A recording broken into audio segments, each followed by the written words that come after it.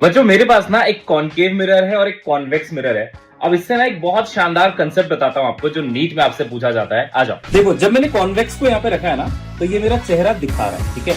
और आप देखोगे मेरी इमेज वहां पे आराम से दिख रही है। जबकि ये देखो एक कॉनकेव है और इसमें मुझे कुछ अपनी इमेज दिखाई नहीं दे रही। बट आप देखना ध्यान से, अगर मैं इसको अपने पास लेके आता हूँ इस कॉनकेव मिरर को, तो जब ये मेरे पास आया तो देखो मेरा चेहरा ये दिखाने लग गया। अब ये कैसे हुआ, तो आइए समझते हैं ऐसा आखिर हुआ क्यों। देखिए, ये है कॉन्वेक्स मिरर और इसमें आप ऑब्जेक्ट को जहां भी रख दीजिए, किसी भी दूरी पे रख दीजिए, ये हमेशा आपको एक वर्चुअल इमेज देता है, सीधी इमेज देता है और स्मॉल साइज की इमेज देता है। अब वर्चुअल इमेज वो होती है जो बेटा जो मिरर के अंदर दिखती है, यानी कि मिरर के अंदर आप अपने आप को देख पाएंगे। और ऐसा ही हुआ था जब मैं एक कॉन्वेक्स मिरर के सामने खड़ा था। जबकि ये जो कॉन्केव मिरर होता है बच्चों, इसमें डिपेंडिंग ऑन पोजीशन आपका इमेज का जो नेचर है वो बदलता है।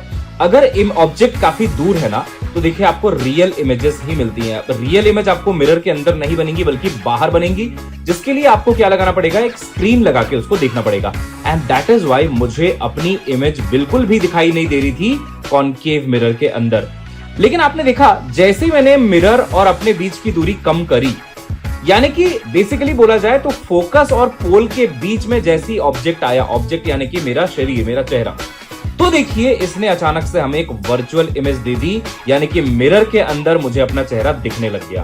तो ये केस होता है बेटा वर्चुअल का, सिर्फ एक केस बनता है कॉनकेव में, बल्कि कॉन्वेक्स में सभी केसेस वर्चुअल की ही बनते हैं। तो अगर आपसे एग्जाम में पूछा जाए कि कॉनकेव मिरर क्या वर्चुअल इमेज दे सकता है, आप बोलेंगे यस। बट कब देता है? जब आप ऑब्जेक्ट रख दीजिए फोकस और पोल के बीच में। अदरवाइज ये हमेशा आपको रियल इमेज ही देगा जो मिरर के अंदर आपको दिखाई नहीं देगी। एक और बात, जो वर्चुअल इमेज ये देता है कॉनकेव, वो भी सीधा होता है बट हाईली मैग्निफाइड होता है।